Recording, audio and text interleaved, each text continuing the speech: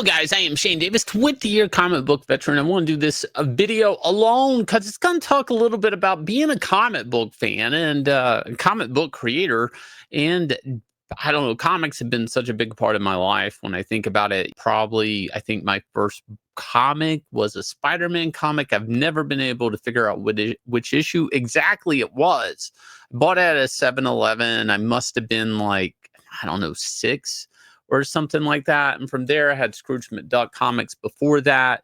So, I mean, comics have been a real big part of my life. So I want to talk about this video. Marvel Comics executive editor says he'd rather a book cause outrage than be ignored. Lots of angry people tend to correlate with a lot of people following a project. So this is kind of like a weird thing that I've kind of suspected, just looking at the publishing trends, looking at things that comics have kind of gotten caught up in doing to sell a book. And one of those things that to me is oftentimes the event book, right? The event that's happening in the MCU that will not just sell Spider-Man, but will sell Avengers, will sell Thor, Hulk, Captain America, X-Men, everything across the board. One idea that you can kind of rubber band around the entire MCU is kind of lazy. I'm going to be honest with you. I've always felt creatively it's kind of lazy. Ever since Civil War, every one of these events have kind of performed lower than the previous one. So I also never understood why comic companies keep chasing it, because it just seems like a really lazy way to package a product that people, because sometimes these books don't really have a lot to do with one another. Now, that doesn't really have a lot to do here, but I want to use that as an example of how publishers get, I don't know, complacent, editorial. They only know what to do because of what they did last year and try to do the same technique, but do it better. Now, what Tom's kind of coming forward with here, and he's being bluntly honest in a weird way, and I guess a lot of this stuff is from his Substack, is you could take all these weird things like Captain America, Hydra, Captain America. You can take, who cares if you kill Miss Marvel? You could take, all these reboots, the Krakoa era of X-Men, all of these things, the threesomes on the Plant Island with the X-Men, all of that. And basically, Tom kind of sums it up that I will say that it's always better to have readers talking about a project than not, even if what they're saying is largely negative, he opinioned.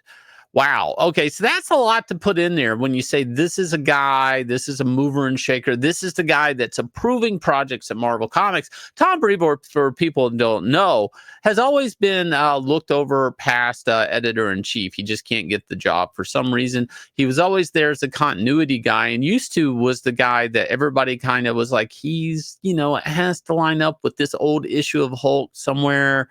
And at the time, it's like, that guy sounds cool. Not so much anymore. He's kind of turned, I don't know, in the last years, which will probably be the last years of his career, very SJW. And then I see this, and it's like, I don't know if he's very SJW or if he's just trying to piss people off on the internet. And that's weird for a continuity-heavy guy at one point to now just be trying to get people to react. And the weird thing about getting reactions out of people is getting a reaction's easy. You go up to anybody on the street and get a reaction very easily. Just piss them off. Step on their toe. Shove them. Something. And you will get a reaction. Either a positive or negative. 9 times out of 10, you're going to get a negative reaction back. But that's kind of metaphorically what Tom Brevoort's saying they're doing here. He goes, the opposite of sales isn't anger, it's silence. What? I don't know. A lot of happy readers are happy readers. A lot of people only talk on the internet when they have something to bitch about. And sales have been plummeting in the American comic book industry, so much so that we're actually looking at a big collapse happening right now in seismic shifts with Diamond going bankrupt. So it's weird. A lot of this stuff doesn't sit right to me. So he's saying a lot of angry people, you basically mean they're following a project, even if a bunch of them loudly do not like it. It means that they're at least going to hate buy. I just don't buy that. I think you got more chances of hate pirating before hate buying. And I guess some of this kind of came up with some arguments about an X-Mansion in the new X-Men reboot.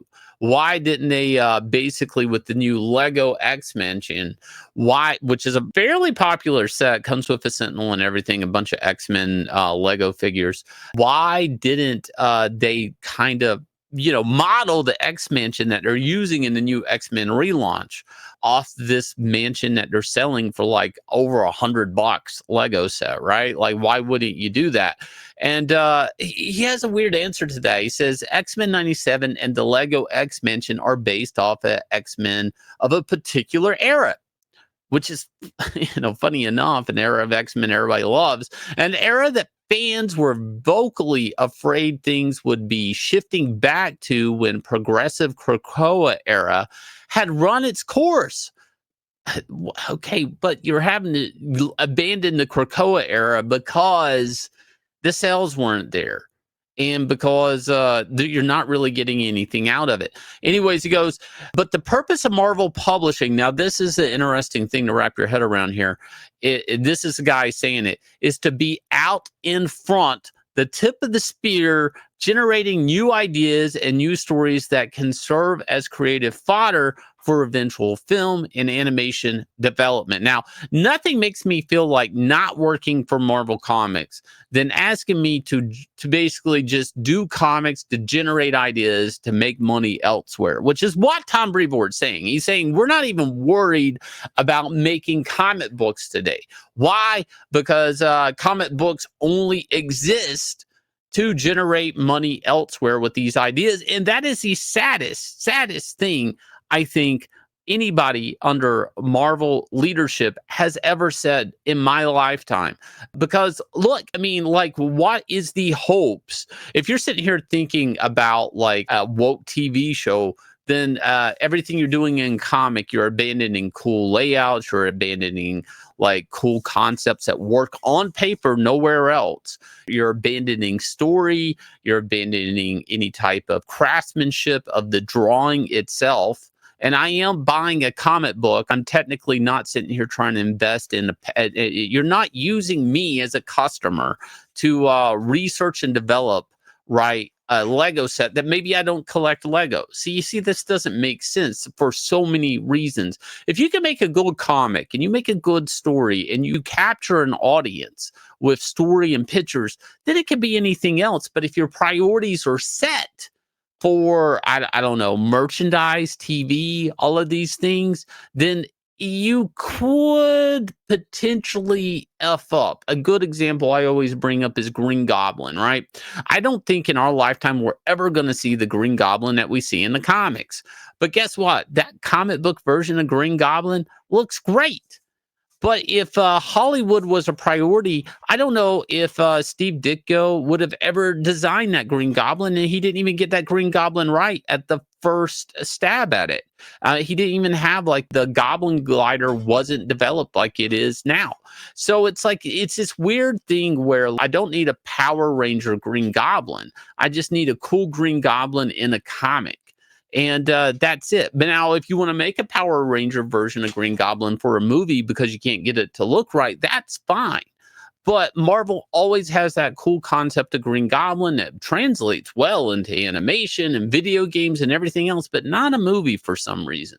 And it's just like, I don't even know if they're looking for a new character and to be tip of the spear, Tom. If with those priorities set like that, I don't even know if you guys could ever make another Spider-Man. I don't know if you guys could ever make another Hulk. If that's the case, it's like, I don't know if he's just saying this for his corporate owners or if he actually means this, because if this is the actual case, you're like a heartbeat away from them just abandoning comics altogether. Because the reality is between so many video games, and we're seeing this in Marvel Rivals, is they can keep these continuity and the characters, the costumes, and DLC skins and all of that in the public eye at a bigger audience. So you're not necessary.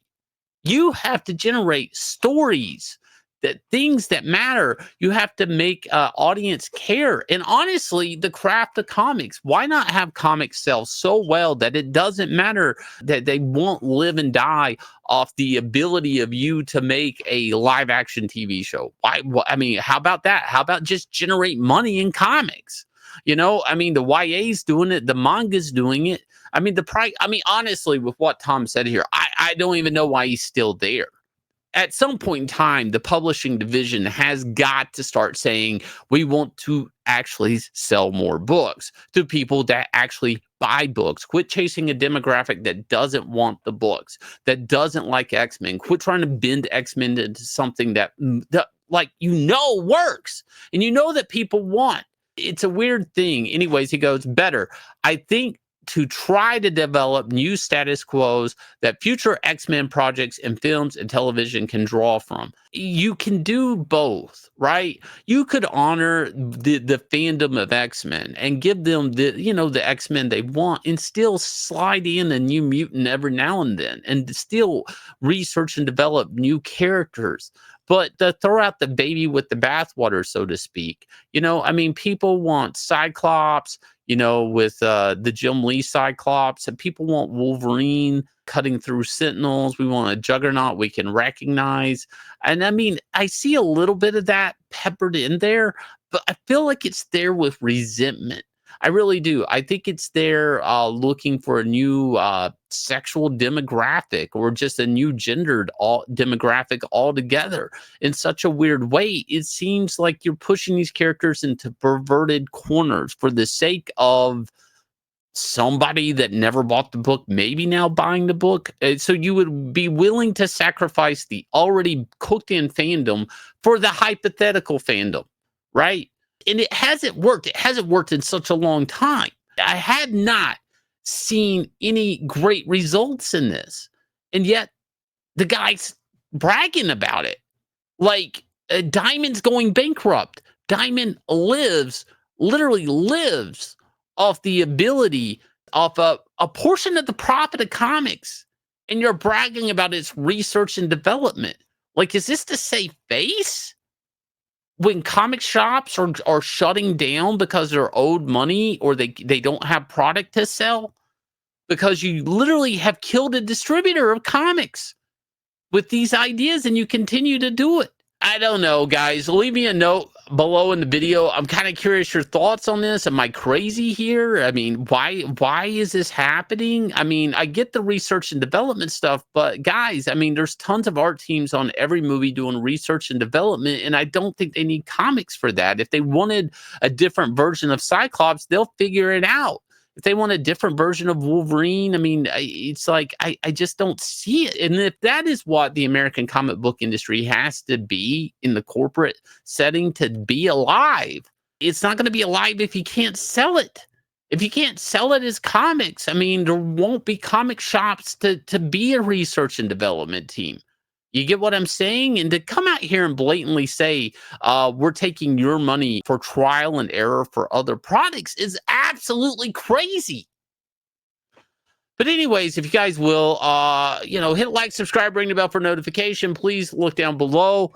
Shane Davis's Inglorious Rex Volume 3. Go check it out. We are pulling this down in a couple of weeks, so you will want to secure your copy of this smash hit comic. We love to give you guys the best comics we possibly can. New stretch goals coming up, all of that stuff. I'll leave you guys with a trailer for this smash hit comic and catch you guys again with another video.